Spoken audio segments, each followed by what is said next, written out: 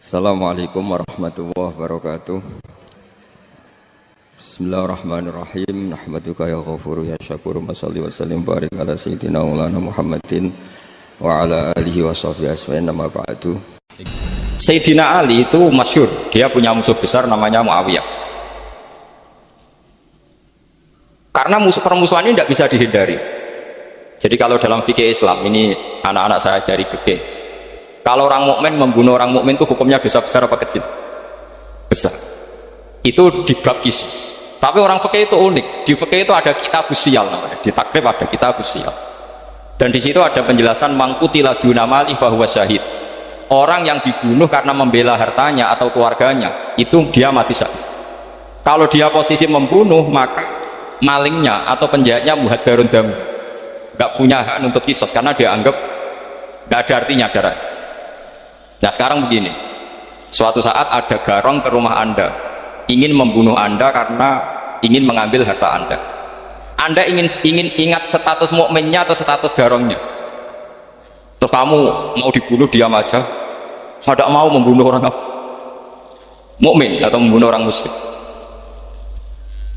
Nah kesulitan yang dialami Sayyidina Ali seperti itu. Orang-orang Khawarij cara berpikir Ali ku geblek, wong mukmin kok pengen mateni wong mukmin. Muawiyah ya geblek pisan, wong mukmin kok pengen mateni orang. Padahal suasana sudah kacau. Ketika seorang penjahat mau membunuh yang punya rumah dan yang punya rumah ingin membunuh penjahat, itu namanya mukmin bentrok sama orang mukmin. Apa orang benar sahibul haq ingin mempertahankan haknya? Tidak sampai saya tanya. Itu sahibul haq, yaitu yang punya rumah ingin mempertahankan. Meskipun dalam duel ini kadang terjadi pembunuhan. Nah di sini ini ulama ahli sunnah menyebut masalah ijtihadiyah. Kelompoknya Sayyidina Ali mempertahankan nyawanya meskipun dengan cara membunuh pasukan Muawiyah. Pasukan Muawiyah juga mempertahankan nyawanya meskipun harus membunuh pasukan Ali. Zaman itu susahnya ijtihad. Tapi orang Khawarij cara berpikir enggak, ini biang keladi masalah itu Ali sama Muawiyah. Mereka malah rapat, ya sudah dua-duanya bunuh saja. Ya masyhur tuh, akhirnya Sayyidina Ali dibunuh oleh orang Khawarij. Makanya ini penting ya, pentingnya ngaji seperti ini. Jadi kamu harus dilatih berpikir nubuwah. Ya dilatih berpikir apa? Nubuwah disebut al-ulama warasatu. Meskipun dengan cara yang ekstrim, tapi pikirannya saja, jangan perilaku. Saya punya contoh sekian kasus, sekian tragedi. Misalnya begini. Saya itu dulu punya teman, dia soleh, bisa baca Fathul Mu'in. Dia itu janggal, bilang sama saya, Gus, tidak biasanya Rasulullah itu agak-agak nyindir orang fakir. Ini kok ada hadis kadal fakru ayakuna kufur, bahwa kefakiran itu mendekati apa? Kekufur. Dia itu aneh sekali. Biasanya tidak biasanya Rasulullah kritik seperti. Walhasil ini singkat cerita, anak ini ngalami satu trauma. Dia itu miskin. Gara-gara miskin gitu jadi buruhnya orang non muslim. Dan sering disuruh nganter majikannya itu ke tempat-tempat lokalisasi. Dia mulai mikir, ini gara-gara fakir saya harus nganter orang ke lokalisasi. Mulai ingat dia, sedekah Rasulullah, ini gara-gara fakir saya jadi pengantar orang ke lokalisasi. Suatu saat majikannya itu benar-benar bangkrut, malah ada disuruh nganter, pokoknya carikan yang cantik bawa sini, pusing. Nah, dia akhirnya walhasil lari terus keluar, terus dia cerita betapa ekstrimnya fakir, sehingga gara-gara fakir saya harus jadi penolong orang yang mau apa mak. Anda boleh berpikir ekstrim, tapi ekstrim dalam melawan kemungkaran itu tadi. Saya nggak boleh jadi fakir, tapi takutnya fakir yang nanti jadi alat kemak. Imam Ghazali juga punya contoh seperti itu. Imam Ghazali pernah marah besar ketika tren di Baghdad itu orang belajar fakir semua. Hatta la yakuna thamma tabibun illa min ahli dhimmah, kata beliau. Sampai di Baghdad itu tidak ada dokter kecuali orang kafir dhimmah. Akhirnya kalau ada ulama sakit, saya masih ingat pas kecil, kalau ada ulama sakit itu tidak boleh dibawa ke rumah sakit, takutnya ketemu dokter muslim, non muslim malah disuntik langsung apa? Mati. Akhirnya ulama saat itu berfatwa, orang Islam harus ada yang jadi dokter. Banyaklah gus-gus yang sekolah ke dokter. Yang masyhur seperti Sahal bin Abdul Fattah itu dulu putranya Ki Fatah yang menolong Pak Mahfud saat sembunyi. Saking idolakannya Basal, anaknya dinamakan Sahal, tapi dia jadi dokter spesialis. Begitu seterusnya urusan negara. Dulu itu orang jabat itu tidak boleh, karena jabat itu dekat dengan syubhat, dekat dengan haram. Tapi gara-gara pejabatnya non muslim, kalau bikin aturan ya ala non muslim. Ulama akhirnya sadar, andikan kita yang jabat pasti tidak seperti itu. Bisa bikin perda ini, bisa bikin pelaturan begini yang menguntungkan Islam. Nah, jadilah banyak pejabat yang sekarang muslim. Tempat-tempat maksiat di obrak-abrik sama Satpol PP macam-macam. Kita untung. Tapi kalau orang-orang khawarij pikirannya pokoknya pejabat itu dekat dengan haram, dekat-dekat syubhat. Padahal dengan kita jabat bisa bikin perda atau apa yang menguntungkan Islam. Kemudian menjadi masalah baru secara fikih. Ini adik-adik dengerin biar kulino senam fikih. Kalau caleg soleh, misalnya Mas Nadif nyalek, ini tadi tak guyoni, mau jadi bupati tidak, kalau ya mau saya dukung. Jadi misalnya gini ya, Zaid sama Bakar, misalnya Bakar itu orang soleh, mau jadi calon lurah. Dia tahu kalau dia lurahnya kampung lebih baik. Kalau yang jadi ini Zaid, itu kampung itu rusak karena dia suka dugem, suka macam-macam. Kemudian Zaid ini pasti jadi karena beli suara. Misalnya per kepala itu dibeli 50.000. Bakar ini kalau nggak beli suara kalah. Padahal dengan kalahnya Bakar artinya kemenangan, kemungkaran. Itu zaman era Fathul Mu'in, muridnya Ibnu Hajar Al-Hitami.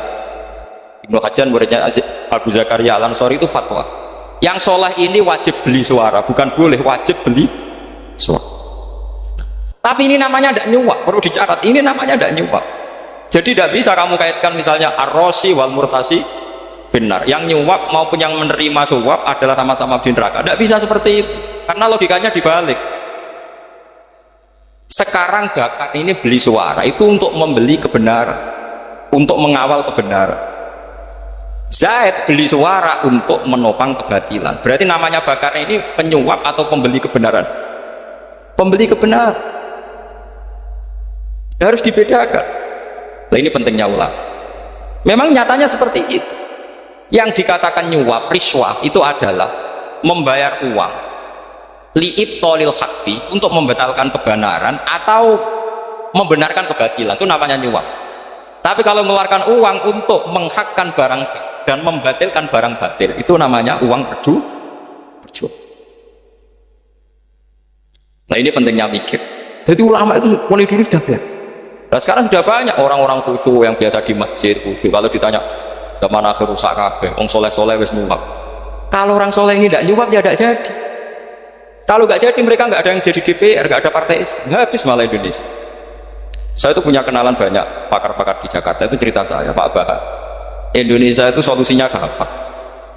Kita ini punya Bali, punya Batam. Itu kalau Bali dimakaukan, Batam dikayakan Hollywood.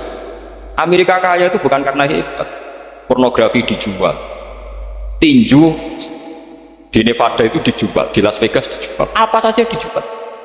Kok tidak kaya itu gimana? Sementara Indonesia mau aura-auran gitu, sultan partai Islam.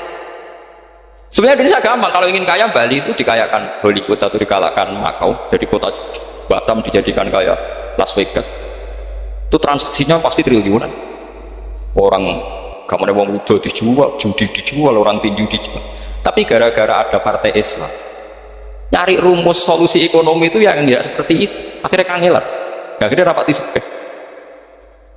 Tapi barokah, tetap barokah. Partai apa? Yang menangnya caleg-calegnya rata-rata ya beli. Kalau tidak beli habis. Saya bukan menghalalkan nyuap, enggak. Kalau nyuap tetap haram ila yaumil qiyamah. Tapi kalau suratul masalah seperti ini kamu mengatakan suap, itu beda. Ini suratul masalah yang tidak ada kaitannya dengan asal lawannya batil, kecuali lawannya sama-sama hak. Dua calon di kampung itu soleh sama soleh. Ini yang soleh bayar nggak boleh, karena siapapun yang jadi soleh itu tidak boleh.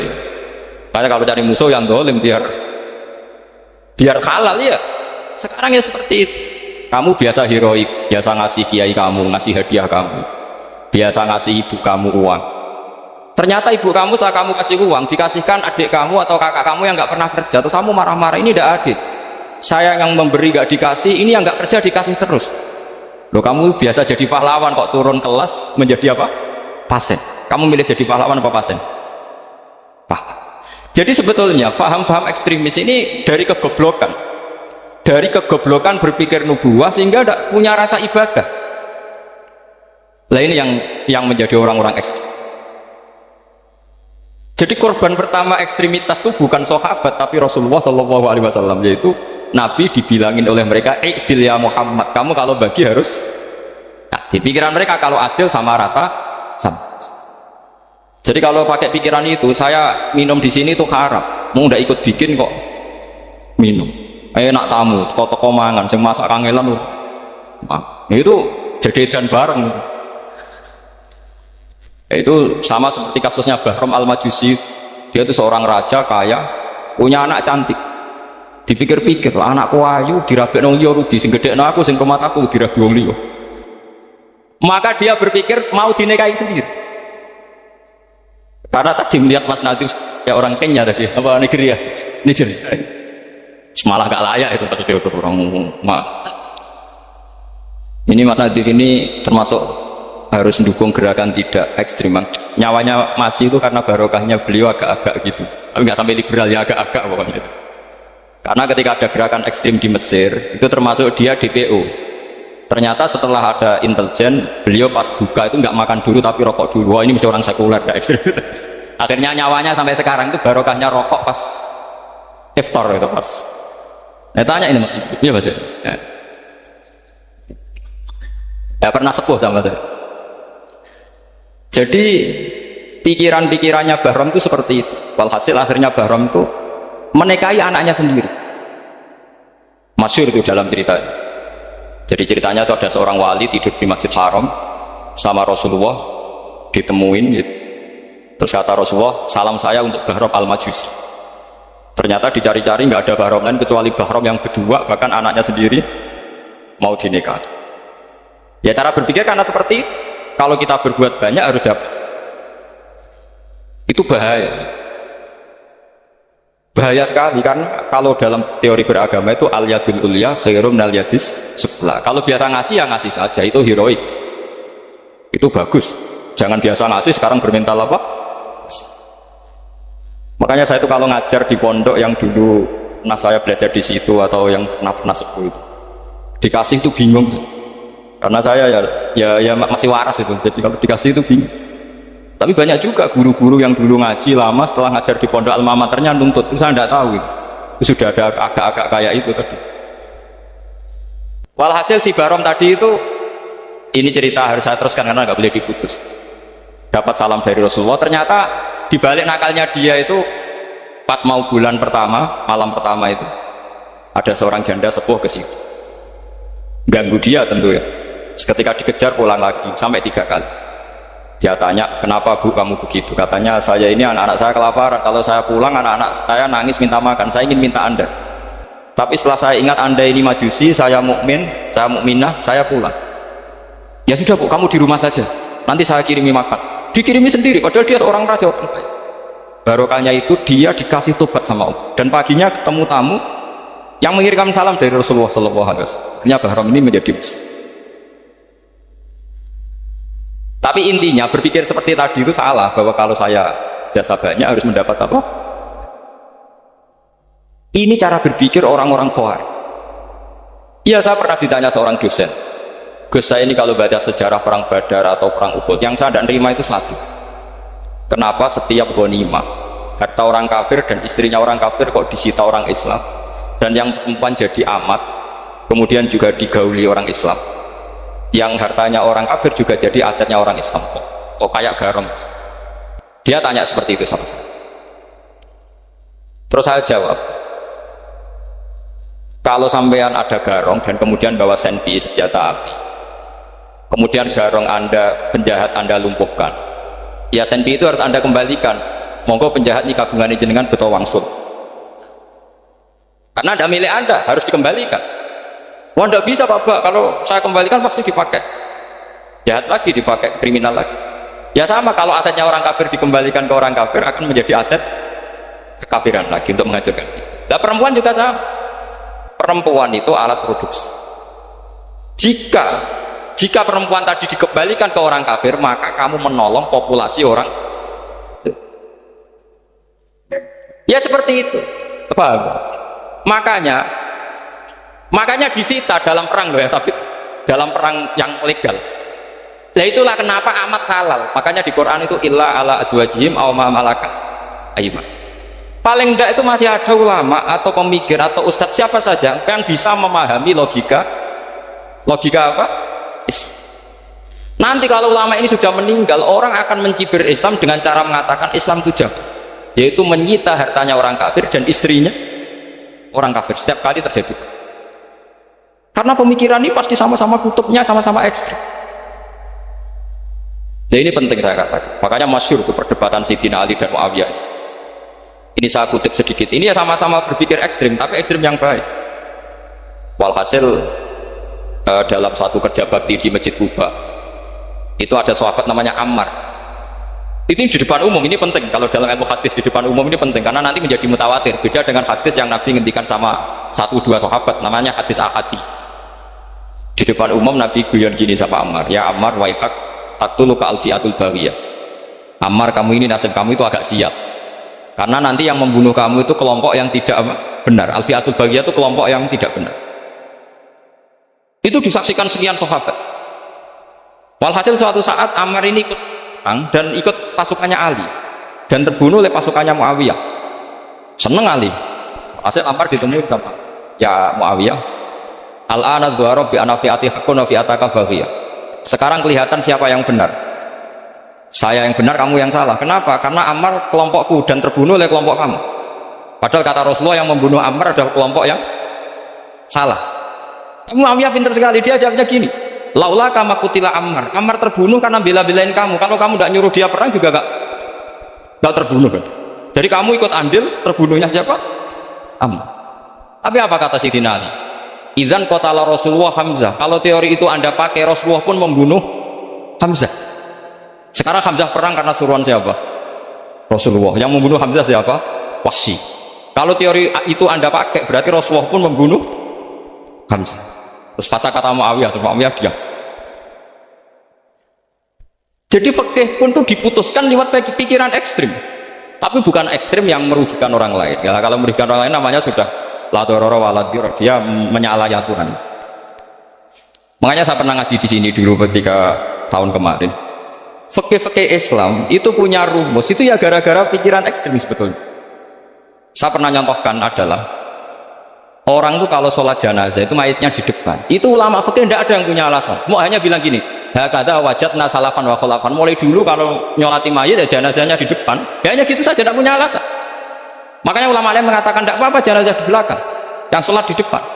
Kenapa? Fa innaha laisa bimanzilatil imam. Memangnya jenazah imam harus di depan? Itu ya tidak ada yang bisa bantah. Bagaimana mungkin harus di depan? Oh, enggak, imam kok harus.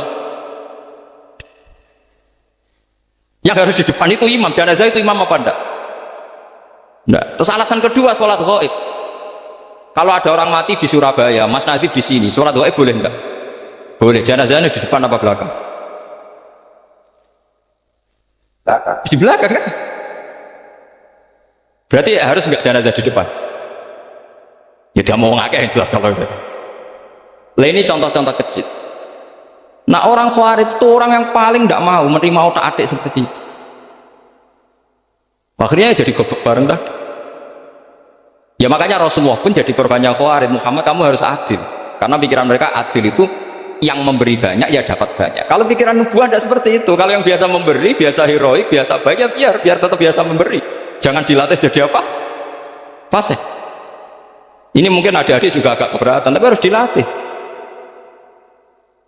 Makanya saya itu jadi kiai itu ya mulai kecil, anaknya kiai butuh kiai. Saya itu yang mulang tuh senang. Saya tidak pernah terlintas dikasih santri atau dihormati ya enggak. Mungkin sampai mati agak terlintas. Ya pikiran saya sederhana. Biasa mulang pahlawan malah sekarang pasien itu malah kayak cemen, kayak turun kelas gitu. Jadi saya terus ya enggak kepikiran sama. Loh kalau saya minta sama Allah karena itu atasan saya. Makanya ada ulama yang ekstrem gini, ini kisah nyata. Ada ulama alim datang ke seorang raja, rajanya ini soleh padahal. Ternyata pas raja itu berdoa, ya Allah saya kasih ini kasih ini. Padahal ulama tadi itu mau mengajukan proposal, mau minta apa gitu. Terus dia pulang, ketika ditanya, Pak Kiai kenapa pulang?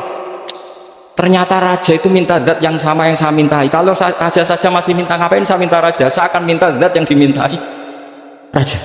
Pulang deh. Oh, itu ya pikiran ekstrim, tapi bagus ekstrimnya. saya akan minta zat yang dimintai. Kalau sampean kan enggak, uteke saya les, sholat dinteni, tetap jalo. Orang mikir seperti itu. Mang salah didik, salah itu tadi. Nah, ini harus dilatih. Masyhur itu ketika Nabi pas Fathu Makkah itu, orang-orang Ansor komentari Nabi gini, ketika Nabi sangat happy di Mekah, sangat enjoy di Mekah, kata orang-orang Ansor, amar rajul adroka durok fatun fi ahli wa ulfatun fi asyirati. Namanya orang pasti happy kalau di kampung halaman. Jangan-jangan Rasulullah itu nanti hidup di Mekah lagi, karena Mekah sudah dikuasai orang Islam. Beliau pasti kangen sama keluarga, sama Mekah. Tapi ya sama, ketika Rasulullah mulai ngasih itu, orang-orang Quraisy dikasih banyak, orang Ansor juga pikirannya seperti itu. Baru orang Ansor dilatih pikiran nubuwah, yaitu tadi mereka itu dapat kambing, dapat sapi, terus pulang. Kamu mendapat saya, milih mana? Milih Rasulullah Shallallahu Alaihi Wasallam. Sekarang kamu saya balik. Kamu punya kiai, kamu bisa memberi hadiah, memberi beliau. Suatu saat kiai anda ini kaya raya, terus sering ngasih orang-orang yang nggak pernah berjasa. Kamu nggak pernah dikasih. Itu kalau pakai pikiran khawarij, kiai ini salah karena ngasih orang yang tidak berjasa. Tapi kalau kamu pakai pikiran nubuah, enggak. Alhamdulillah saya tetap istiqomah memberi kiai itu, dan alhamdulillah nggak dibales. Semoga balasannya di akhir. Ya sudah seperti itu. Kalau pakai pikiran gengsi tadi seperti itu, masa biasa memberi sekarang posisi diberi, saya turun kelas.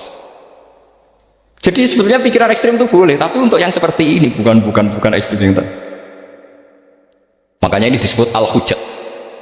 Al-hujjat itu satu logika yang bisa mematahkan asumsi awal. Nah, ini saya harap santri-santri matolek putra maupun putri berpikir seperti ini, sehingga sama.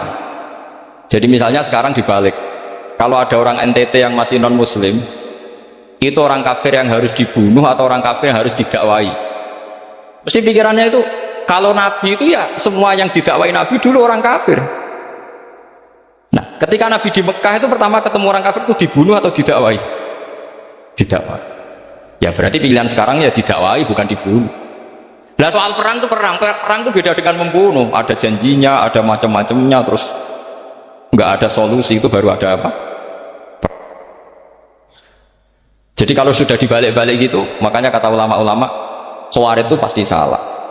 Pasti salahnya adalah kalau orang nggak benar ya dibenarkan, bukan dibunuh. Kalau setiap orang kafir dibunuh, Nabi kapan jadi nabinya? Karena orang kafir habis. Jadi metode bil hikmati ada, metode hasanah ada, karena orang kafirnya sudah apa? Mati. Pertanyaan kedua, kalau Nabi harus ekstrim ngapain yang ngawal Jibril? Halnya Israel lebih efektif.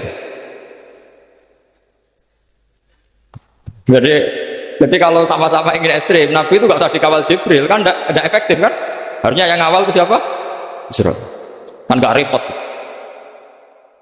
Nah, jadi saya mohon ini saya cerita. Jadi korban pikiran ekstrim itu bukan siapa-siapa. Pertama itu Rasulullah. Akhirnya Rasulullah menjelaskan, ya beginilah cara berpikirnya. Jadi saya kira demikian. Nanti mungkin kalau ada tanya-tanya, ada pertanyaan. Yang jelas kalau seputar ekstremitas itu bisa latihan. Ya sebenarnya bisa latihan di fikih. Karena fikih ini cerminan dari pikiran ulama. Ya cerminan dari pikiran apa ulama yang tidak tekstual. Ya seperti gini ya. Tasaddaqa Rasulullah so'an min tamrin au so'an min akidin. Ketika zakat fitrah itu Rasulullah mengeluarkan satu sok amr. Amr itu kurma. Kalau menurut tekstual berarti zakat fitrah harus pakai kurma. Tapi semua ulama sedunia mengatakan putih ahlil balad. Hanya dalam konteks Indonesia ya pakai apa? Beras. Berarti kata tamr diganti kut. Diganti apa? Kut. Jadi orang itu jangan diajak goblok bareng. Masa Nabi ngendikan tamr harus apa? Makanya saya pernah debat, Pak Nabi itu cingkrang, kenapa orang-orang itu rata-rata tidak cingkrang? Saya bilang, Nabi itu hidupnya di Mekah, kenapa Anda hidup di Indonesia? Iya, Nabi itu hidupnya di Mekah. Terus saya tanya lagi, Nabi itu hafal Quran, kamu udah hafal? Saya hafal Quran, kalau cingkrang gampang tarik ngebat. Iya, kalau ada sunnah Rasul, Nabi hafal Quran, enggak hafal kan? Berarti kalau ikut sunnah Rasul, hafal Quran. Jangan cingkrak kok, ya hafal apa? Ya sama poligami juga gitu yang tadi ceritakan Mas Natif. Nabi itu poligami setelah Khadijah meninggal. Apa mereka mau nunggu istri pertama meninggal? Kalau ingin persis loh, kalau ingin persis nunggu istri pertama meninggal. Ayo, tidak mau juga kan? Ya biasa saja lah. Yang dihalalkan syariat ya kita bilang halal, yang diharamkan kita bilang apa? Tidak usah sok suci sunnah Rasul. Saya punya banyak cerita. Abu Bakar itu dulu sering menghindari sunnah Rasulullah. Dulu Rasulullah itu kalau ada orang minta ya dikasih. Ketika Abu Bakar bikin Baitul Mal, ketika ditanya ini zaman Rasulullah tidak ada, kata Abu Bakar, gua Rasulullah, beliau itu Rasulullah. Mbak gak di-manage ya negara tertib. Umar bikin pasukan diangkat negara. Kalau dulu zaman Nabi yang ikut perang bahaya, yang tidak perang namanya munafik. Era Umar tidak, militer pun ditunjuk, ya digaji pakai Diwanul Murtazikoh. Ketika ditanya kenapa tidak kayak Rasulullah, gua Rasulullah, mbak tidak tertib pun tetap negara stabil. Karena ada karismanya. Jadi kadang-kadang dalam banyak hal itu kita malah tidak boleh persis Rasulullah, karena kadang banyak khususnya. Yaitu contoh yang paling masyhur ya kayak Nabi itu nikah 9 itu khususnya. Dalam strategi juga sama. Dalam strategi memanage negara juga sama. Banyak sahabat yang punya ide yang zaman Nabi itu tidak ada. Ketika ditanya kenapa tidak persis Nabi, katanya huwa Rasulullah. Ya Rasulullah itu meskipun seperti itu, meskipun tidak tertib secara rasional, tetap dikawal wahyu, makanya negara baik-baik saja. Kalau saya ini hanya Abu Bakar, kalau tidak ya repot. Umar ya sama, bikin Diwanul Murtazikoh. Utsman juga sama, di manage negara. Sayyidina Ali juga di manage. Kalau Nabi tidak. Tapi tidak apa-apa karena ada karisma. Sampai tak cerita nih masalah zakat yang masyhur. Orang paling bakhil sekalipun, paling kikir sekalipun itu zaman Rasulullah bayar zakat. Karena pikirannya setelah zakat dikasihkan, Rasulullah mendoakan. Khudh min amwalihim shadaqatan tutahhiruhum wa tuzakkihim biha wa sholli alaihim inna sholataka sakanul lahum. Era Abu Bakar enggak. Sorry ya Abu Bakrin, dulu kita zakat sama Rasulullah karena didoakan beliau. Kamu hanya Abu Bakar, saya tidak mau zakat. Ya sama lah seperti orang dipimpin ulama-ulama karismatik, orang dipimpin Badullah itu nggak usah metai, santri sudah nurut. Dipimpin sama Nazif, nggak bikin pelaturan, habis pun.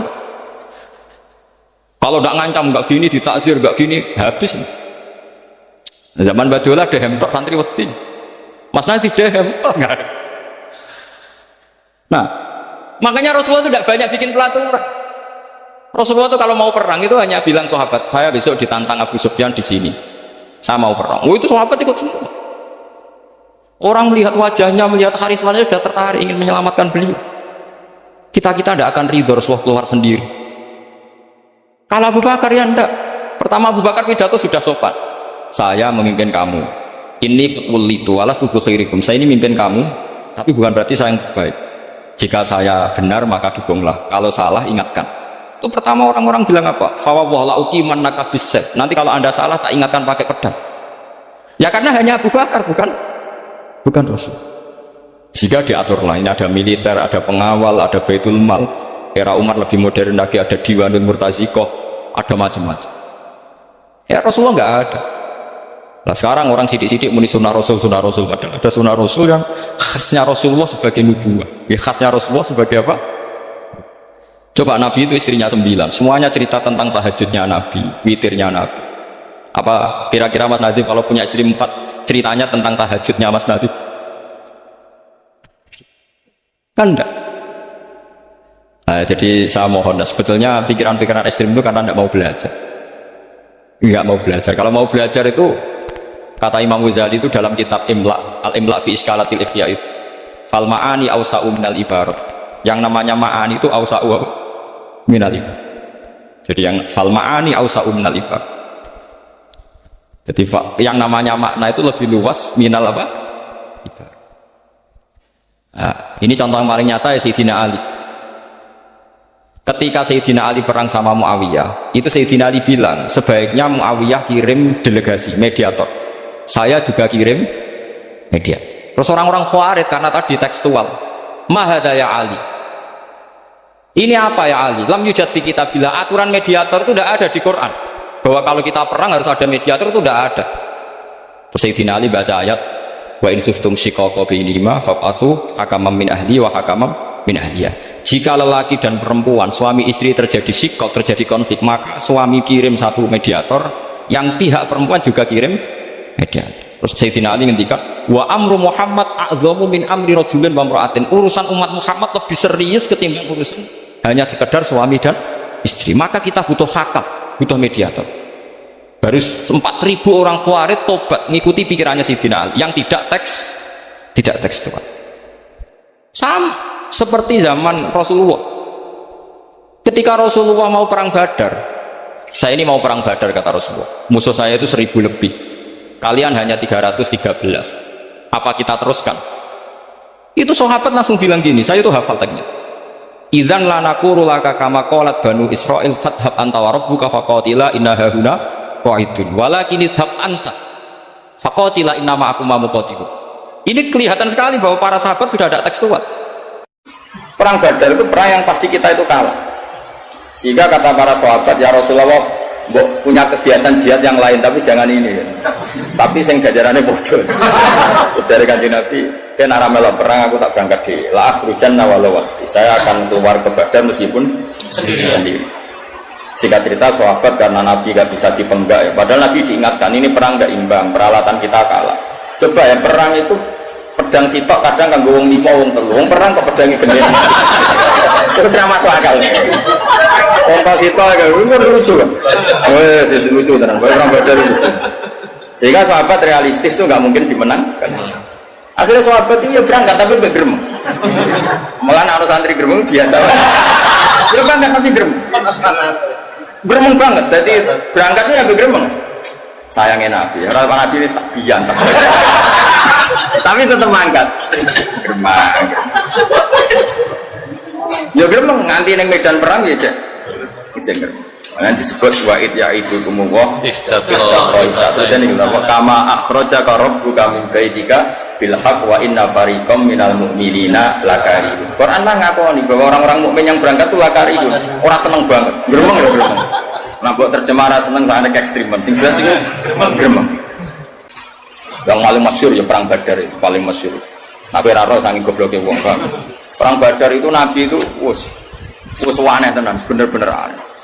Ketika perang Badar cara teori kan pasti umat Islam itu kalah. Orang mungkin kalah pasti kalah. Dan itu sahabat itu yakin kalah. Mangkat itu siap mati. Orang siap urip tapi siap mati. Orang saya iki mangkat pidato siap panen. Dia itu orang berjuang itu siap mati. Lagi orang wes disangoni jadi buat wabil khusus ya. Wabil fadilah. Padahal kalau sing terusun wabil fadilah wal karomah. Wal musibah bohong. Itu sahabat. Makanya sahabat itu luar biasa. Makanya kita semua mencintai sahabat, semuanya kita cintai. Karena sahabat itu luar biasa. Perang Badar itu perang yang pasti kita itu kalah. Sehingga kata para sahabat, ya Rasulullah, punya kegiatan jihad yang lain tapi jangan ini. Tapi sing gajarannya bodoh.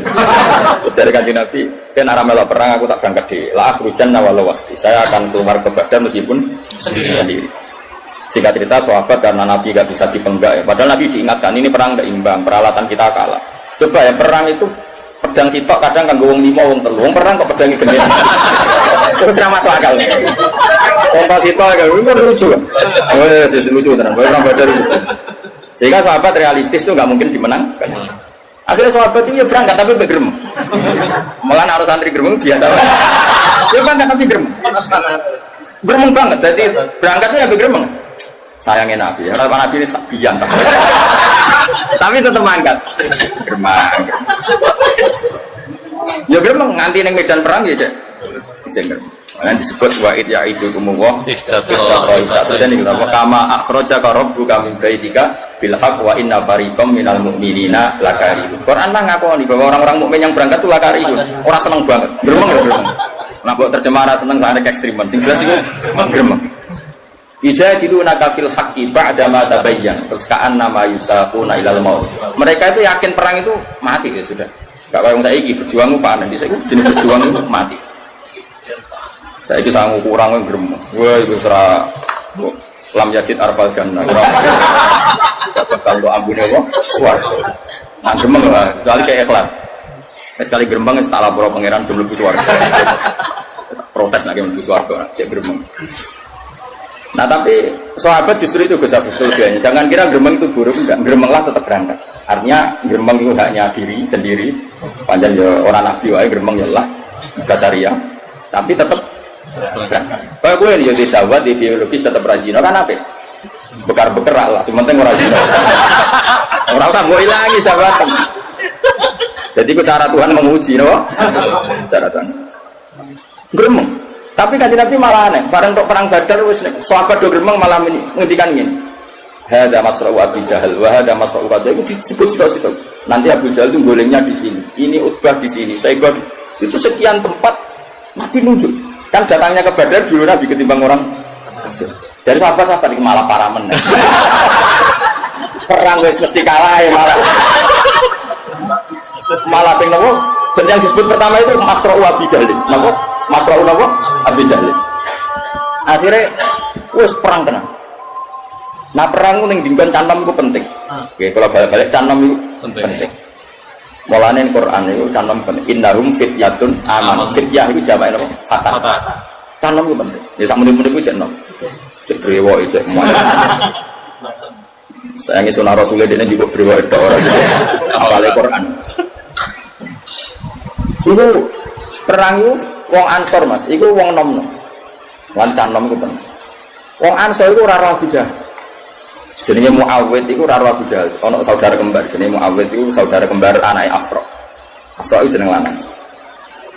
Iku ora roh Abu Jahal. Perang itu fokus. Takok Abdul bin Mas'ud. Ya Ami, mulai dhisik wong Arab padha ngene sama ora dulur lana. Mulai sepuluh dipanggil apa? Ami. Man, lek sing jenenge Abu Jahal sing.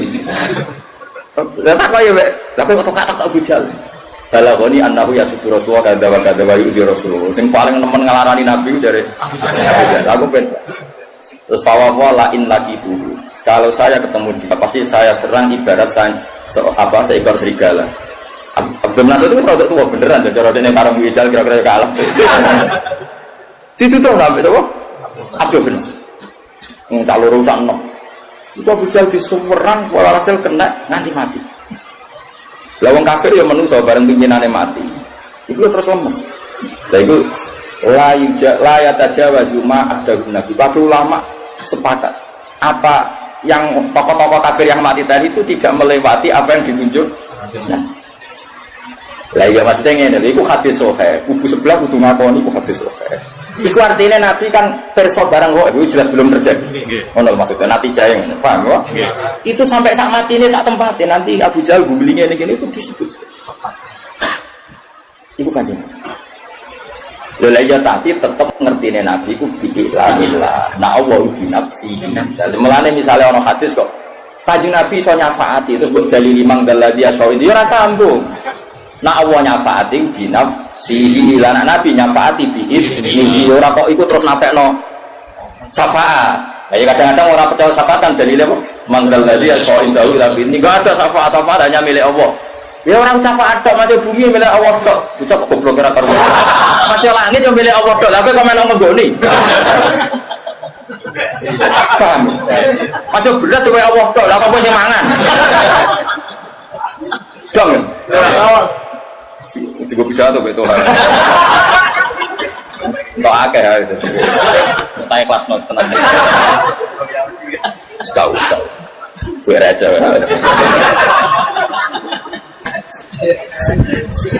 Kene kawulane pangeran dadi luwe lancar.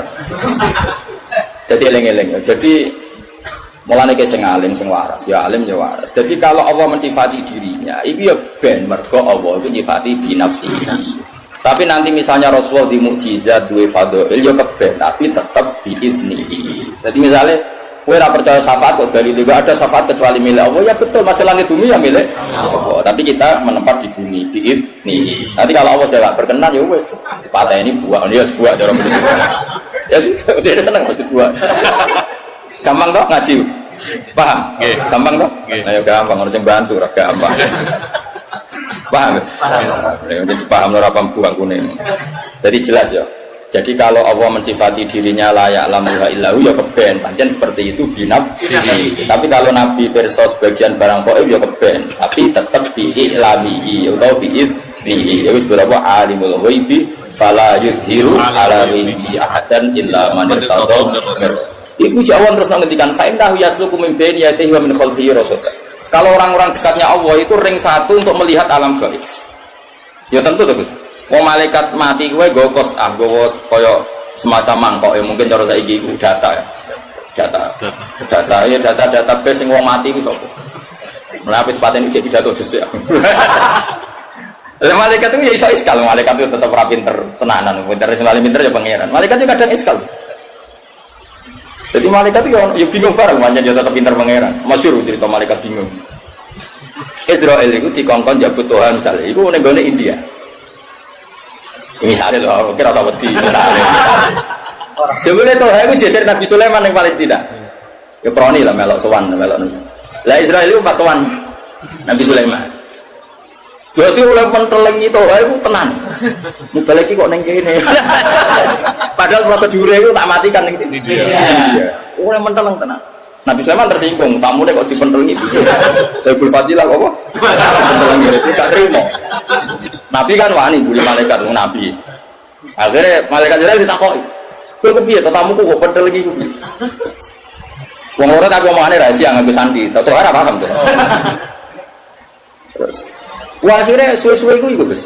Cara Jawa itu kemanusan. Akhirnya Tuhan itu ngerti malaikat Israel. Cara Jawa kemanusan. Jadi fisiknya Israel sampai kelihatan. Wedi barang roh Israel wedi. Balik lah wedi to ana Israel. Wedi balik lah tetep wedi. Wah akhirnya wong berhubung rohi. Niku ya Nabi Sulaiman kali ini saja kula silai angin tak menghindar ke Israel. Coba akhirnya warati. Iya. Wah dia seneng Israel. Sajane wis kesusah pejabat niku tapi kan enggak sesuai prosedur. Karena prosedurnya harus di malah Tuhan kok langsung. Pas langsung. Prosedur. Jadi terus akhirnya dari peristiwa itu Israel takut, lagi mau kok ngowang-ngowang maksudnya pulau niku iskal. Wong tiga mendatangi dia kok tiangnya pinggir jenengan. Mulane pulau niku ngowang-ngowang penolongan. Terus camal mati takut Israel. Benar kalau diri kalau apa dia terbang ini dia, kalau wedi. Dari taroke awal aku, wah aman. Karena standarnya kan yang artinya gini tetap ya tentu kan nggak mungkin malaikat Israel kok. Lah padahal ana ayat wa mata di nafsum biaya ardin tamut. Tentu Israel tahu orang ini mati di mana. Tapi ya tahunya tetap ditaukan, apa? Ditaukan. Dia ini terima makhluk. Paham jelas ya. Jadi kalau ada ayat-ayat tentang spesialnya Allah la ya'lamuha illahu itu tidak bisa menafikan misalnya Rasulullah versus sebagian barang tetap sah yang Allah tahunya binafsihi yang selain Allah biiznihi wa bi'ilami. Jom yang jelas ya. Oh, pinternya sajane ngaji price sah. Sudah pinter no. Lha kula direncanakan 2 minggu sesuai sak wulan sesuai 3 wulan. Mergo wis pinter kok. Wis pinter. Dadi poso sekolah ra ono khatame kok. Iki apa-apa, mahasiswa berapa tahun ya? Tahun. Padahal iki 3 tahun, kan setahun. Wong ngene ra pinter-pinter sini-sini. Lu sing goblok guru apa guru. Lho di murid goblok kadang-kadang salah gurune lho. Iya lah mulane nanti. Khatam malah nggak khatam. Orang-orang khatam sudah mati. Teng Jogja santri kula sing mati nggih kadang jeneng saya. Ono sing ngaji semir 70 tahun, ngaji setengah tahun kok pamit. Gus kok wis mati Gus, tapi aku murid. So nek akhirat aku. Jadi jelas saja ini gampang kok ngaji itu gampang ya, tapi wow, syaratnya nganggo guru. Mulane mantak lama bila sayen fasehu napa. Wong maknani layak alam wa illahu terus kecangkeman kok binti.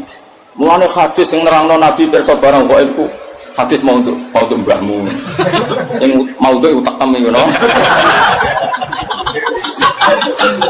Maksudnya itu ngaji, wis jelas. Utawa misal minimal hafal Quran, ayat tentang ghaib itu berapa? Minimal. Delok kamus tematik. Allah nyebut kata ghaib itu berapa kali di Quran? Terus dicari di semua ayatnya. Nanti kan ketemu ayat di mana ada kemungkinan makhluk itu tahu barang ghaib meskipun dari dinger-ikan. Enggak apa-apa, tapi kan akhirnya tahu kayak tadi ayat di surat Jin ya tadi. Surat Jin fala yudhiru ala ghaibi ahadan illa man irtada. Jelas ya. Yo, jelas yo. Okay. Jadi banyak kayak Rasulullah itu coba kalau sampean baca kitab Bukhari, tahu maca ora ora. Nah, khataman aku sering do tahu. Yang pondok di, tapi yo mau urun selawatan kok. Selawat lho surah. Mapal tanggalnya khatam. Kalau kula ra mutu, ngaji niku ra mutu. Gak mutu. Cuma di bang ngaji ya kok ngaji. Selawatan wonten kuwi lumayan ngono ae, tapi ora mutu. Selawatan yo sing eling Nabi. Diwakorin wasaki nate nanteng ya tapi timbang ra jawab ya tak elek Tapi aja arep diganjar. Wong lapate ra jelas. Lha lapate piye ora jelas. Ora jelas yakin. Iku piye jek lapate piye pas iku. Sing biasa nyenggai. Piye jek piye nek sing biasa wae. Wong selawat ku ana sehote, ana adabe. Ngono tok terus dadi opo. Serwai diloroi jare gedeng selawat didukung mosok ana redaksi selawat ngono. Ben ngono zaman akhir ben ngono.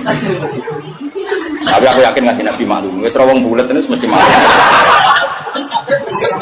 Oh Nabi wis pokoke bil mukminina raufur rahim sakeh welas rong ora jelas ora apa-apa mesti men. Sekarang Nabi ketemu wong desa nguyone masjid dibar. Iya bener apa? Wong desa. Barang papat do ngamuk ben ojo ben. Wong isane nguyone. Kaya apa Nabi? Wong desa nak ngelem Nabi sudah langit. Padahal ngel-ngel wong tenan. Ana wong desa iku salat ngomong kan dadi salat ambek kanca-kancane makmum Nabi malah kenalan jenengan daleme putih. Sing ditakoki modho desane dijawab. Kalau saking mriki oh lebih. Sahabat-sahabat sing gak mulim-mulim kan ekstrem untuk ISIS. Ngomong, salat ngomong-ngomong ae. Gak sah. Ngomong. Gak sunah Rasul mesti ngono dadi. Tapi bareng pas salat geger ana geger-geger Nabi besok. Niku wonten salat omongan jamu unik pun. Kemudian mirip kan wajib Nabi tetap wajib. Ya tetap wajib. Sampai Nabi wong desa digandeng. Oleh ngendikan Nabi ya, jom wong desa jaman jom inna hadhi sholat munajatun wa musofatun wa sholat itu bisian ambek pangeran. Jadi sholat itu hubungannya ambek pangeran. Ya malah nak sholat omongane ambek pangeran wae. Terus lae suku via kalamun adamiyur berhubung sholat itu momen omongan ambek pangeran ya ora usah omongan ambek. Kowe kok langsung desa malah golek ngono. Yo ngono nak ngajari ra kok.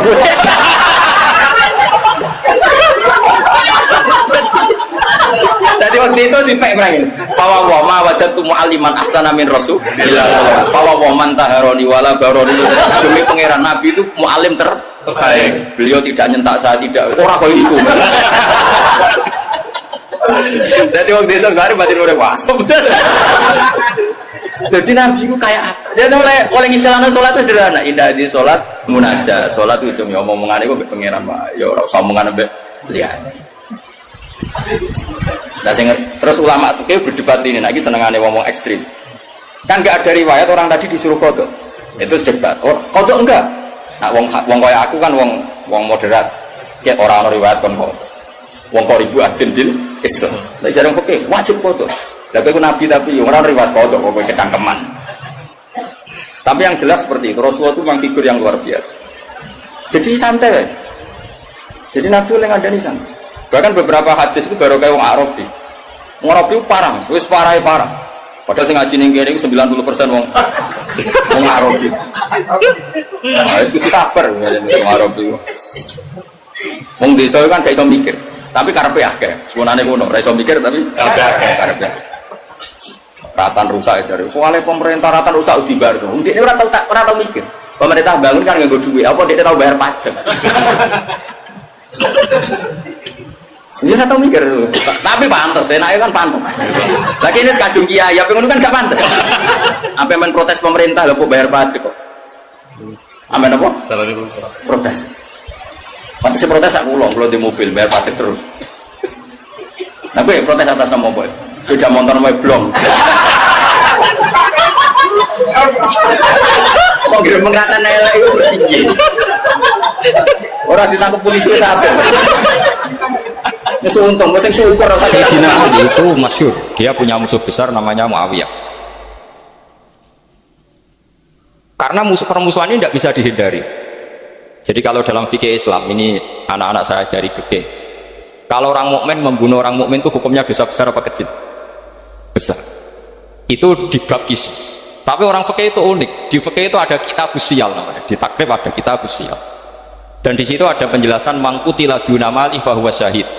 Orang yang dibunuh karena membela hartanya atau keluarganya itu dia mati syahid. Kalau dia posisi membunuh maka malingnya atau penjahatnya muhadarun dam, nggak punya hak untuk kisos karena dia anggap nggak ada artinya darah. Nah sekarang begini, suatu saat ada garong ke rumah Anda, ingin membunuh Anda karena ingin mengambil harta Anda. Anda ingin ingat status mukminnya atau status garongnya. Terus kamu mau dibunuh diam aja. Saya tidak mau membunuh orang mukmin atau membunuh orang muslim. Nah, kesulitan yang dialami Sayyidina Ali seperti itu. Orang-orang Khawarij cara berpikir, Ali ku geblek, wong mukmin kok pengen mateni wong mukmin. Muawiyah ya geblek pisan, wong mukmin kok pengen mateni orang. Padahal suasana sudah kacau. Ketika seorang penjahat mau membunuh yang punya rumah dan yang punya rumah ingin membunuh penjahat, itu namanya mukmin bentrok sama orang mukmin. Apa orang benar sahibul haq ingin mempertahankan haknya? Tidak sampai saya tanya. Itu sahibul haq, yaitu yang punya rumah ingin mempertahankan haknya. Meskipun dalam duel ini kadang terjadi pembunuhan. Nah di sini ini ya, ulama ahli sunnah menyebut masalah ijtihadiyah. Kelompoknya Sayyidina Ali mempertahankan nyawanya meskipun dengan cara membunuh pasukan Muawiyah. Pasukan Muawiyah juga mempertahankan nyawanya meskipun harus membunuh pasukan Ali. Zaman itu susahnya ijtihad. Tapi orang Khawarij cara berpikir enggak, ini biang keladi masalah itu Ali sama Muawiyah. Mereka malah rapat, ya sudah dua-duanya bunuh saja. Ya masyhur tuh, akhirnya Sayyidina Ali dibunuh oleh orang Khawarij. Makanya ini penting ya, pentingnya ngaji seperti ini. Jadi kamu harus dilatih berpikir nubuwah. Ya dilatih berpikir apa? Nubuwah. Disebut al ulama warasatu. Meskipun dengan cara yang ekstrim, tapi pikirannya saja, jangan perilaku. Saya punya contoh sekian kasus, sekian tragedi. Misalnya begini, saya itu dulu punya teman, dia soleh, bisa baca Fathul Mu'in. Dia itu janggal, bilang sama saya, Gus, tidak biasanya Rasulullah itu agak-agak nyindir orang fakir. Ini kok ada hadis kadal fakru ayakuna kufur, bahwa kefakiran itu mendekati apa? Kekufur. Dia itu aneh sekali. Biasanya tidak biasanya Rasulullah kritik seperti itu. Walhasil ini singkat cerita, anak ini ngalami satu trauma. Dia itu miskin, gara-gara miskin gitu jadi buruhnya orang non muslim. Dan sering disuruh nganter majikannya itu ke tempat-tempat lokalisasi. Dia mulai mikir, ini gara-gara fakir saya harus nganter orang ke lokalisasi. Mulai ingat dia, sedekah Rasulullah, ini gara-gara fakir saya jadi pengantar orang ke lokalisasi. Suatu saat majikannya itu benar-benar bangkrut, malah ada disuruh nganter, pokoknya carikan yang cantik bawa sini, pusing. Nah, dia akhirnya walhasil lari terus keluar, terus dia cerita betapa ekstrimnya fakir, sehingga gara-gara fakir saya harus jadi penolong orang yang mau apa mak. Anda boleh berpikir ekstrim, tapi ekstrim dalam melawan kemungkaran itu tadi. Saya nggak boleh jadi fakir, tapi takutnya fakir yang nanti jadi alat kemak. Imam Ghazali juga punya contoh seperti itu. Imam Ghazali pernah marah besar ketika tren di Baghdad itu orang belajar fakir semua. Hatta la yakuna thamma tabibun illa min ahli dhimmah, kata beliau. Sampai di Baghdad itu tidak ada dokter kecuali orang kafir dhimmah. Akhirnya kalau ada ulama sakit, saya masih ingat pas kecil, kalau ada ulama sakit itu tidak boleh dibawa ke rumah sakit, takutnya ketemu dokter muslim, non muslim malah disuntik langsung apa? Mati. Akhirnya ulama saat itu berfatwa, orang Islam harus ada yang jadi dokter. Banyaklah gus-gus yang sekolah ke dokter. Yang masyhur seperti Sahal bin Abdul Fattah itu dulu putranya Ki Fatah yang menolong Pak Mahfud saat sembunyi. Saking idolakannya Basal, anaknya dinamakan Sahal, tapi dia jadi dokter spesialis bedah. Begitu seterusnya urusan negara. Dulu itu orang jabat itu tidak boleh, karena jabat itu dekat dengan syubhat, dekat dengan haram. Tapi gara-gara pejabatnya non muslim, kalau bikin aturan ya ala non muslim. Ulama akhirnya sadar, andikan kita yang jabat pasti tidak seperti itu. Bisa bikin perda ini, bisa bikin pelaturan begini yang menguntungkan Islam. Nah, jadilah banyak pejabat yang sekarang muslim. Tempat-tempat maksiat di obrak-abrik sama Satpol PP macam-macam. Kita untung. Tapi kalau orang-orang Khawarij pikirannya pokoknya pejabat itu dekat dengan haram, dekat syubhat. Padahal dengan kita jabat bisa bikin perda atau apa yang menguntungkan Islam. Kemudian menjadi masalah baru secara fikih. Ini adik-adik dengerin biar kulino senam fikih. Kalau caleg soleh, misalnya Mas Nadif nyalek, ini tadi tak guyoni, mau jadi bupati tidak, kalau ya mau saya dukung. Jadi misalnya gini ya, Zaid sama Bakar, misalnya Bakar itu orang soleh, mau jadi calon lurah. Dia tahu kalau dia lurahnya kampung lebih baik. Kalau yang jadi ini Zaid, itu kampung itu rusak karena dia suka dugem, suka macam-macam. Kemudian Zaid ini pasti jadi karena beli suara. Misalnya per kepala itu dibeli 50.000. Bakar ini kalau nggak beli suara kalah. Padahal dengan kalahnya Bakar artinya kemenangan, kemungkaran. Itu zaman era Fathul Mu'in, muridnya Ibnu Hajar Al-Hitami. Ibnu Hajar muridnya Abu Zakaria Al-Ansori itu fatwa, yang soleh ini wajib beli suara, bukan boleh, wajib beli suara. Tapi ini namanya tidak nyuwak, perlu dicatat, ini namanya tidak nyuwak. Jadi tidak bisa kamu kaitkan misalnya ar-rosi wal murtasi finnar, yang nyuwak maupun yang menerima suap adalah sama-sama di neraka. Tidak bisa seperti itu, karena logikanya dibalik. Sekarang Bakar ini beli suara itu untuk membeli kebenaran, untuk mengawal kebenaran. Zaid beli suara untuk menopang kebatilan. Berarti namanya Bakar ini penyuap atau pembeli kebenaran? Pembeli kebenaran. Harus dibedakan. Nah, ini pentingnya ulama. Memang nyatanya seperti itu. Yang dikatakan nyuap, riswah itu adalah membayar uang li'ibtolil haqqi, untuk membatalkan kebenaran atau membenarkan kebatilan, itu namanya nyuap. Tapi kalau mengeluarkan uang untuk menghakkan barang dan membatalkan barang batil, itu namanya uang perjuangan. Nah ini pentingnya mikir. Jadi ulama itu mulai dulu sudah banyak. Nah sekarang sudah banyak orang-orang khusyuk yang biasa di masjid khusyuk, kalau ditanya zaman akhir rusak kabeh, wong soleh-soleh wis nyuap. Kalau orang soleh ini tidak nyuap ya tidak jadi. Kalau nggak jadi mereka nggak ada yang jadi DPR, nggak ada partai Islam, habis malah Indonesia. Saya itu punya kenalan banyak pakar-pakar di Jakarta, itu cerita saya Pak Bahar. Indonesia itu solusinya gampang. Kita ini punya Bali, punya Batam. Itu kalau Bali dimakaukan, Batam dikayakan Hollywood. Amerika kaya itu bukan karena hebat, pornografi dijual, tinju di Nevada itu dijual, di Las Vegas dijual, apa saja dijual. Kok tidak kaya itu gimana? Sementara Indonesia mau aura-auran gitu, sultan partai Islam. Sebenarnya Indonesia gampang, kalau ingin kaya Bali itu dikayakan Hollywood atau dikalahkan Makau, jadi kota judi. Batam dijadikan kayak Las Vegas. Itu transaksinya pasti triliunan. Orang kamu wong udo dijual, judi dijual, orang tinju dijual. Tapi gara-gara ada partai Islam, nyari rumus solusi ekonomi itu yang tidak seperti itu. Akhirnya kangelan. Akhirnya rapat isuk. Tapi barokah, tetap barokah. Partai apa? Yang menangnya caleg-calegnya rata-rata ya beli. Kalau tidak beli habis. Saya bukan menghalalkan nyuap, enggak. Kalau nyuap tetap haram ila yaumil qiyamah. Tapi kalau suratul masalah seperti ini kamu mengatakan suap, itu beda. Ini suratul masalah yang tidak ada kaitannya dengan asal lawannya batil, kecuali lawannya sama-sama hak. Dua calon di kampung itu soleh sama soleh. Ini yang soleh bayar nggak boleh, karena siapapun yang jadi soleh itu tidak boleh. Makanya kalau cari musuh yang dolim biar halal ya. Sekarang ya seperti itu. Kamu biasa heroik, biasa ngasih kiai kamu, ngasih hadiah kamu, biasa ngasih ibu kamu uang. Ternyata ibu kamu setelah kamu kasih uang dikasihkan adik kamu atau kakak kamu yang nggak pernah kerja, terus kamu marah-marah. Ini tidak adil. Saya yang memberi nggak dikasih, ini yang nggak kerja dikasih terus. Loh, kamu biasa jadi pahlawan kok turun kelas menjadi apa? Pasien. Kamu milih jadi pahlawan apa pasien? Pahlawan. Jadi sebetulnya faham-faham ekstremis ini dari kegoblokan, berpikir nubuah sehingga tidak punya rasa ibadah. Nah ini yang menjadi orang-orang ekstrim. Jadi korban pertama ekstremitas itu bukan sahabat tapi Rasulullah SAW, yaitu Nabi dibilangin oleh mereka, "I'dil ya Muhammad." Kamu kalau bagi harus, nah, di pikiran mereka kalau adil sama rata sama. Jadi kalau pakai pikiran itu, saya minum di sini itu haram, mau ndak ikut bikin kok minum. Enak tamu, toko mangan, sing masak kangelan loh. Nah, itu jajan bareng.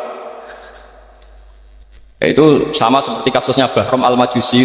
Dia itu seorang raja kaya, punya anak cantik. Dipikir-pikir, anakku ayu dirabek nang liya rugi, sing gedhekno aku, sing rumah aku dirabi wong liya. Maka dia berpikir mau dinikahi sendiri.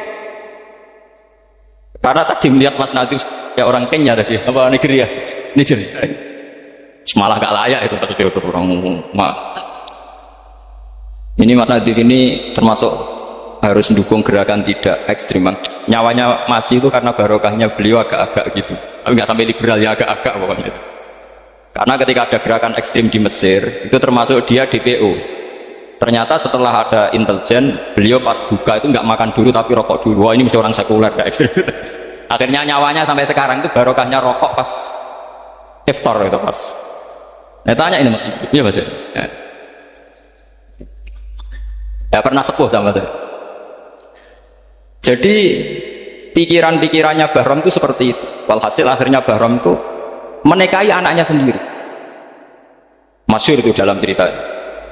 Jadi ceritanya itu ada seorang wali tidur di Masjid Haram sama Rasulullah, ditemuin gitu. Terus kata Rasulullah, salam saya untuk Bahram al-Majusi. Ternyata dicari-cari nggak ada Bahram lain kecuali Bahram yang berdua, bahkan anaknya sendiri mau dinikahi. Ya cara berpikir karena seperti itu. Kalau kita berbuat banyak harus dapat. Itu bahaya. Bahaya sekali karena kalau dalam teori beragama itu al-yadul ulya khairum minal yadis sufla. Kalau biasa ngasih ya ngasih saja, itu heroik. Itu bagus. Jangan biasa ngasih sekarang bermental apa? Makanya saya itu kalau ngajar di pondok yang dulu pernah saya belajar di situ atau yang pernah sepuh itu, dikasih itu bingung. Karena saya ya masih waras itu, jadi kalau dikasih itu bingung. Tapi banyak juga guru-guru yang dulu ngaji lama setelah ngajar di pondok alma maternya nuntut, itu saya tidak tahu itu sudah ada agak-agak kayak itu tadi. Walhasil si Bahram tadi itu, ini cerita harus saya teruskan karena nggak boleh diputus. Dapat salam dari Rasulullah, ternyata dibalik nakalnya dia itu pas mau bulan pertama, malam pertama itu ada seorang janda sepuh ke situ, ganggu dia tentu ya. Ketika dikejar pulang lagi sampai 3 kali. Dia tanya, kenapa Bu kamu begitu? Katanya, saya ini anak-anak saya kelaparan, kalau saya pulang anak-anak saya nangis minta makan, saya ingin minta Anda. Tapi setelah saya ingat Anda ini Majusi, saya mukmin, saya mukminah, saya pulang. Ya sudah Bu, kamu di rumah saja, nanti saya kirimi makan. Dikirimi sendiri, padahal dia seorang raja. Barokahnya itu dia dikasih tobat sama Allah. Dan paginya ketemu tamu yang mengirimkan salam dari Rasulullah SAW. Akhirnya Bahram ini menjadi muslim. Tapi intinya berpikir seperti tadi itu salah, bahwa kalau saya jasa banyak harus mendapat apa? Ini cara berpikir orang-orang Khawarij. Iya, saya pernah ditanya seorang dosen, Gus, saya ini kalau baca sejarah perang Badar atau perang Uhud, yang saya tidak terima itu satu, kenapa setiap ghanimah harta orang kafir dan istrinya orang kafir kok disita orang Islam, dan yang perempuan jadi amat kemudian juga digauli orang Islam, yang hartanya orang kafir juga jadi asetnya orang Islam, kok kayak garam. Dia tanya seperti itu sama saya. Terus saya jawab, kalau sampean ada garong dan kemudian bawa senpi senjata api, kemudian garong Anda, penjahat Anda lumpuhkan, ya senpi itu harus Anda kembalikan. Monggo penjahat ini kagungan jenengan beto wangsul, karena ada milik Anda, harus dikembalikan.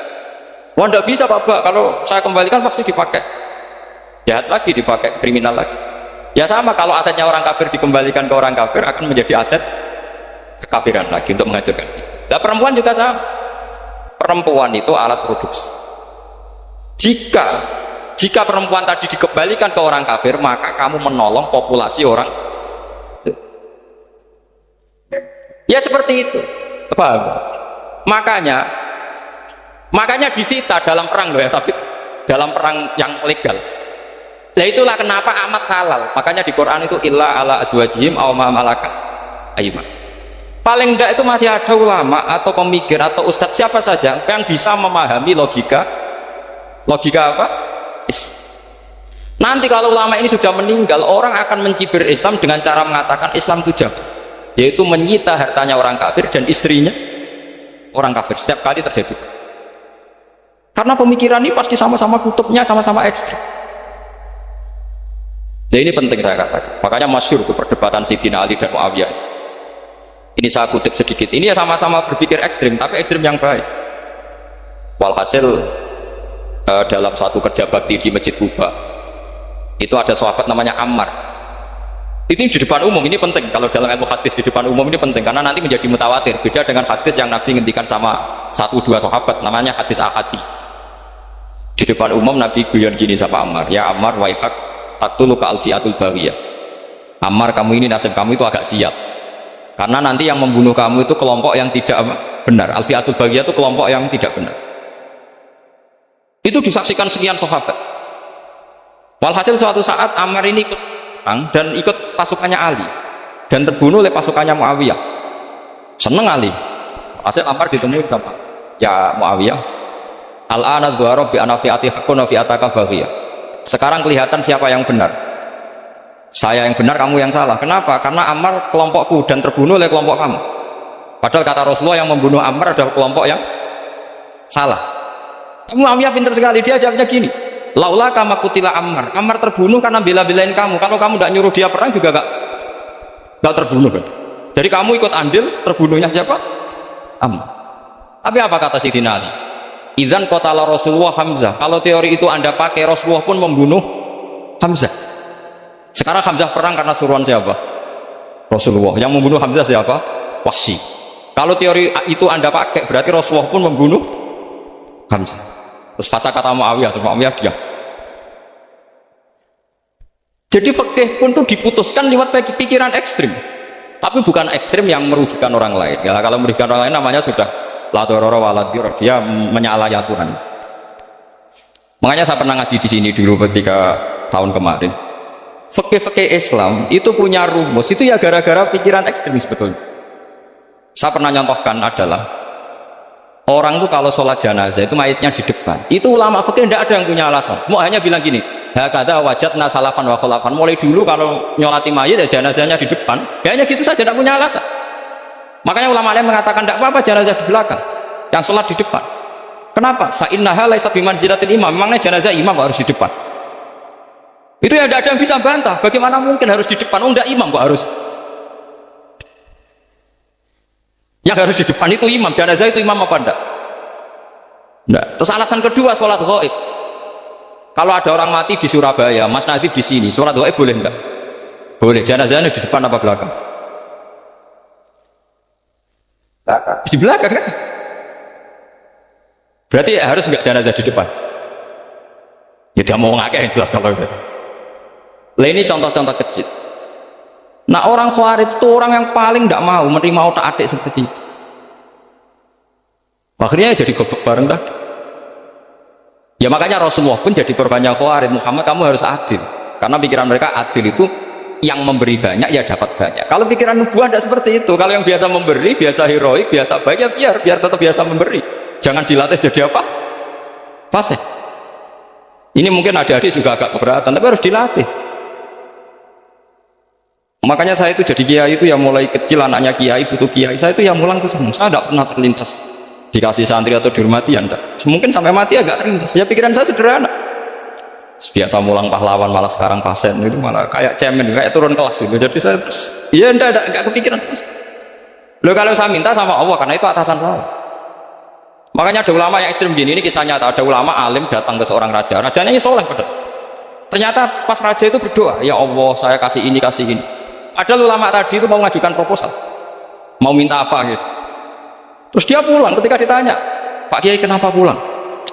Ternyata raja itu minta zat yang sama yang saya mintai. Kalau raja saja masih minta, ngapain saya minta raja? Saya akan minta zat yang dimintai raja. Terus pulang dia. Itu ya pikiran ekstrim, tapi bagus ekstrimnya. Saya akan minta zat yang dimintai raja. Kalau sampean kan enggak, uteke saya les, sholat dinteni, tetap jalo. Oh, orang mikir seperti itu. Mang salah didik, salah itu tadi. Nah, ini harus dilatih. Masyhur itu ketika Nabi pas Fathu Makkah itu, orang-orang Ansor komentari Nabi gini, ketika Nabi sangat happy di Mekah, sangat enjoy di Mekah, kata orang-orang Ansor, amar rajul adraka durok fatun fi ahli wa ulfatun fi asyirati. Namanya orang pasti happy kalau di kampung halaman. Jangan-jangan Rasulullah itu nanti hidup di Mekah lagi, karena Mekah sudah dikuasai orang Islam. Beliau pasti kangen sama keluarga, sama Mekah. Tapi ya sama, ketika Rasulullah mulai ngasih itu, orang-orang Quraisy dikasih banyak, orang Ansor juga pikirannya seperti itu. Baru orang Ansor dilatih pikiran nubuwah, yaitu tadi Mereka itu dapat kambing, dapat sapi terus pulang. Kamu mendapat saya. Milih mana? Milih Rasulullah Shallallahu Alaihi Wasallam. Sekarang kamu saya balik. Kamu punya kiai, kamu bisa memberi hadiah, memberi beliau. Suatu saat kiai Anda ini kaya raya, terus sering ngasih orang-orang yang nggak pernah berjasa. Kamu nggak pernah dikasih. Itu kalau pakai pikiran Khawarij, kiai ini salah karena ngasih orang yang tidak apa? Berjasa. Tapi kalau kamu pakai pikiran nubuah, enggak. Alhamdulillah saya tetap istiqomah memberi kiai itu. Dan alhamdulillah nggak dibales. Semoga balasannya di akhir. Ya sudah seperti itu. Kalau pakai pikiran gengsi tadi seperti itu. Masa biasa memberi sekarang posisi diberi, saya turun apa? Kelas. Jadi sebetulnya pikiran ekstrim itu boleh, tapi untuk yang seperti ini bukan ekstrim yang tadi. Makanya ini disebut al-hujjat. Al-hujjat itu satu logika yang bisa mematahkan asumsi awal. Ini saya harap santri-santri matolek, putra maupun putri berpikir seperti ini. Sehingga sama. Jadi misalnya sekarang dibalik, kalau ada orang NTT yang masih non-muslim, itu orang kafir yang harus dibunuh atau orang kafir yang harus didakwai. Mesti pikirannya itu, kalau Nabi itu ya semua yang didakwai Nabi dulu orang kafir. Nah, ketika Nabi di Mekah itu pertama ketemu orang kafir itu dibunuh atau didakwai? Didakwai. Ya berarti pilihan sekarang ya didakwai bukan dibunuh. Nah soal perang itu perang itu beda dengan membunuh. Ada janjinya, ada macam-macamnya, terus nggak ada solusi, itu baru ada apa? Jadi kalau sudah dibalik-balik gitu, makanya kata ulama-ulama, Khawarij itu pasti salah. Pasti salahnya adalah kalau orang nggak benar ya dibenarkan, bukan dibunuh. Kalau setiap orang kafir dibunuh, Nabi kapan jadi nabinya? Karena orang kafir habis. Jadi metode bil hikmati ada, metode hasanah ada, karena orang kafirnya sudah apa? Mati.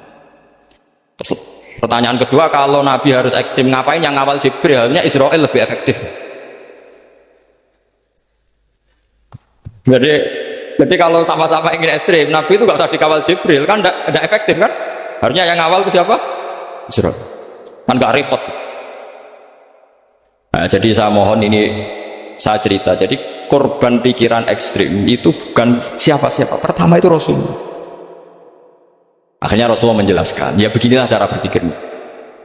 Jadi saya kira demikian. Nanti mungkin kalau ada tanya-tanya, ada pertanyaan. Yang jelas kalau seputar ekstremitas itu bisa latihan. Ya sebenarnya bisa latihan di fikih. Karena fikih ini cerminan dari pikiran ulama. Ya cerminan dari pikiran apa ulama yang tidak tekstual. Ya seperti gini ya.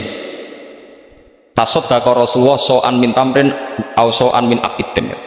Ketika zakat fitrah itu Rasulullah mengeluarkan satu sok amr. Amr itu kurma. Kalau menurut tekstual berarti zakat fitrah harus pakai kurma. Tapi semua ulama sedunia mengatakan kuti ahlil balad. Hanya dalam konteks Indonesia ya pakai apa? Beras. Berarti kata tamr diganti kut. Diganti apa? Kut. Jadi orang itu jangan diajak goblok bareng. Masa Nabi ngendikan tamr harus apa? Makanya saya pernah debat, Pak Nabi itu cingkrang, kenapa orang-orang itu rata-rata tidak cingkrang? Saya bilang, Nabi itu hidupnya di Mekah, kenapa Anda hidup di Indonesia? Iya, Nabi itu hidupnya di Mekah. Terus saya tanya lagi, Nabi itu hafal Quran, kamu udah hafal? Saya hafal Quran, kalau cingkrang gampang tarik ngebat. Ya, kalau ada sunnah Rasul, Nabi hafal Quran, enggak hafal kan? Berarti kalau ikut sunnah Rasul, hafal Quran. Jangan cingkrak tok, ya hafal apa?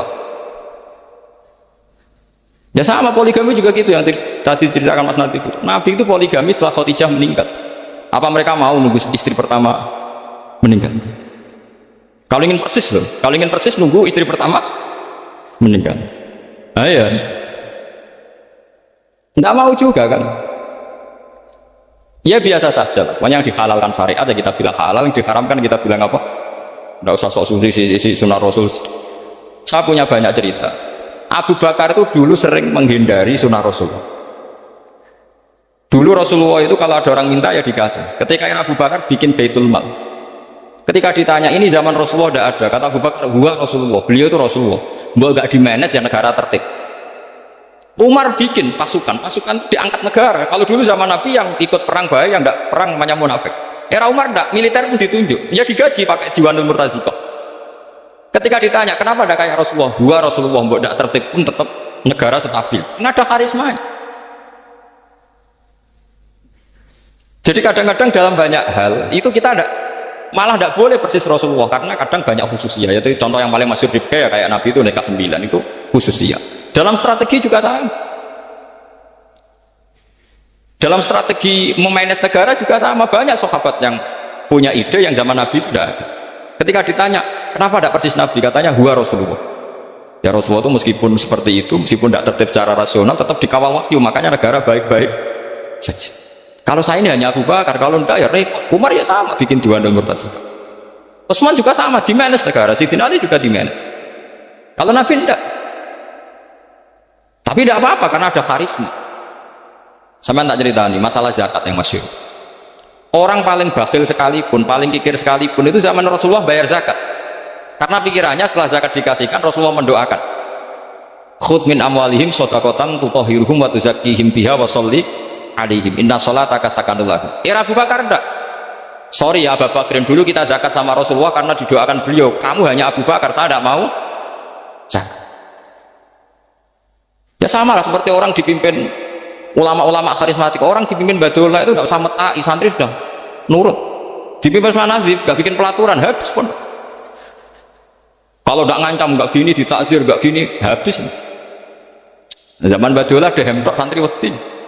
Mas Nazif dehem, nggak ada. Nah, makanya Rasulullah itu tidak banyak bikin pelaturan. Rasulullah itu kalau mau perang itu hanya bilang sahabat, saya besok ditantang Abu Sufyan di sini, saya mau perang. Oh itu sahabat ikut semua. Orang melihat wajahnya, melihat karismanya sudah tertarik ingin menyelamatkan beliau. Kita tidak akan ridho Rasulullah keluar sendiri. Kalau Abu Bakar ya enggak. Pertama Abu Bakar pidato sudah sopan. Saya memimpin kamu. Ini kulitu alas tubuh khairikum. Saya ini memimpin kamu, tapi bukan berarti saya yang terbaik. Jika saya benar maka dukunglah. Kalau salah ingatkan. Itu pertama orang-orang bilang apa? Fawwah la uqiman naka bisayf. Nanti kalau Anda salah tak ingatkan pakai pedang. Ya karena hanya Abu Bakar bukan Rasul. Sehingga diaturlah, ini ada militer, ada pengawal, ada Baitul Mal. Era Umar lebih modern lagi, ada Diwanul Murtasyid, ada macam-macam. Ya Rasulullah nggak ada. Nah sekarang orang sidik-sidik muni sunnah Rasul. Kadang ada sunnah Rasul yang khasnya Rasulullah sebagai nubuwah. Ya khasnya Rasulullah sebagai apa? Coba Nabi itu istrinya 9. Semuanya cerita tentang tahajudnya Nabi, witirnya Nabi. Apa kira-kira Mas Nadif kalau punya istri 4 ceritanya tentang tahajudnya Mas Nadif? Kan enggak. Nah, jadi saya mohon, sebetulnya pikiran-pikiran ekstrim itu karena enggak mau belajar. Enggak mau belajar. Kalau mau belajar itu kata Imam Ghazali itu dalam kitab Imla, Al-Imla fi Iskalatil Ikhya itu, fal ma'ani awsa'u minal ibarat. Yang namanya ma'ani itu awsa'u minal ibarat. Jadi yang fal ma'ani awsa'u minal ibarat. Jadi yang namanya makna itu lebih luas minal apa? Nah, ini contoh yang paling nyata ya Sayyidina Ali. Ketika Sayyidina Ali perang sama Muawiyah, itu Sayyidina Ali bilang sebaiknya Muawiyah kirim delegasi mediator. Saya juga kirim mediator. Terus orang-orang Khawarij karena tadi tekstual. Mahada ya Ali. Ini apa ya Ali? Lam yujad fi kitabillah. Aturan mediator itu tidak ada di Quran. Bahwa kalau kita perang harus ada mediator itu tidak ada. Terus Sayyidina Ali baca ayat wa in khiftum shiqaqa bainihima fab'atsu hakaman min ahli wa hakaman min ahliyah. Jika lelaki dan perempuan suami istri terjadi shiqaq, terjadi konflik, maka suami kirim satu mediator, yang pihak perempuan juga kirim mediator. Terus Sayyidina Ali ngendikan wa amru Muhammad a'dhamu min amri rajulin wa imra'atin. Urusan umat Muhammad lebih serius ketimbang urusan hanya sekedar suami dan istri. Maka kita butuh hakam, butuh mediator. Baru 4.000 orang Khawarij tobat ngikuti pikirannya Sayyidina Ali yang tidak tekstual. Sama seperti zaman Rasulullah.